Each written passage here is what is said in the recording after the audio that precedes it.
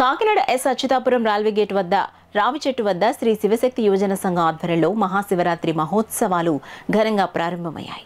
సంఘం అధ్యక్షులు కోకా వెంకటగిరి ఆధ్వర్యంలో జరిగిన కార్యక్రమంలో భాగంగా కోలాటం కార్యక్రమాన్ని జరిపించారు. కార్యక్రమంలో భాగంగా శ్రీ శివశక్తి యువజన సంఘ అధ్యక్షులు కోకా వెంకటగిరి దంపతులు పూజా కార్యక్రమం నిర్వహించి సహస్ర దీపాలంకరణ కార్యక్రమాన్ని ప్రారంభించారు. పెద్ద సంఖ్యలో పాల్గొన్న భక్తులంతా జ్యోతి వెలిగించారు. దాంతో ఆ ప్రాంతమంతా దేదీప్యమానంగా వెలుగొందింది. ఉత్సవాలను పురస్కరించుకుని ఏర్పాటు చేసిన మంచు శివలింగం సెట్టింగ్ అందరినీ ఆకట్టుకుంది. పెద్ద సంఖ్యలో తరలివచ్చిన భక్తులు మంచు శివలింగాన్ని దర్శించి పూజలు చేశారు. కొంతమంది చిన్నారులు మంచు శివలింగం సెట్టింగ్ల వద్ద సెల్ఫీలు దిగారు.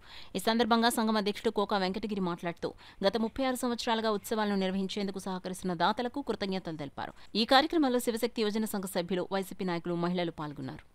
36వ మహాశివరాత్రి మహోత్సవాల సందర్భంగా 36 సంవత్సరాల నుంచి చేస్తున్నాం. ఆ సందర్భంగా ఇక్కడ ప్రతి సంవత్సరం అనేక రకాలుగా అలంకరణ చేస్తూ ఉంటాం. అలా దాంట్లో భాగంగా హిమాలయాలు సెట్టింగ్ చేసి ఐస్తో మంచు శివలింగం తయారు చేయించి దర్శనం ఇవ్వడం ఏర్పాటు చేయడం జరిగింది.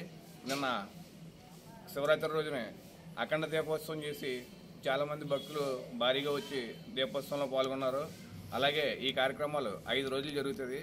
5 రోజులు ఇక్కడ పూజలు, ఉదయం అభిషేకం, బెల్వార్చన, కుంకుమార్చన జరుగుతుంది. సాయంత్రం నిత్య పూజ జరుగుతుంది. దానిలో భాగంగా నిన్న ఈ అఖండ దీపోత్సవం కార్యక్రమం జరిగింది. అలాగే కోలాటం గంట పెట్టి అన్ని కార్యక్రమాలు చేసాం. 13వ తారీఖు బుధవారం నాడు, 12వ తారీఖు మంగళవారం నాడు శివపార్వతుల కళ్యాణం జరుగుతుంది. అలాగే బుధవారం 13వ తారీఖున ఉద్వాసన పలికి సాగర నిమజ్జనం చేయడం జరుగుతుంది. 14వ తేదీ లక్షవారం నాడు మధ్యాహ్నం నుండి అన్నదాన కార్యక్రమం జరుగుతుంది. సాయంత్రం పేద మహిళకి చీరల పంపిణీ కార్యక్రమం జరుగుతుంది. ఈ కార్యక్రమం ఎంత అందంగా జరిగి ఇన్ని సంవత్సరాల నుంచి ఆ పరమశివుడు కృప వల్ల మేము ఇక్కడ ఈ కార్యక్రమాలంతా విజయవంతంగా సంవత్సరానికి గ్రాండ్గా చేసుకుంటూ వెళ్ళడం జరుగుతుంది.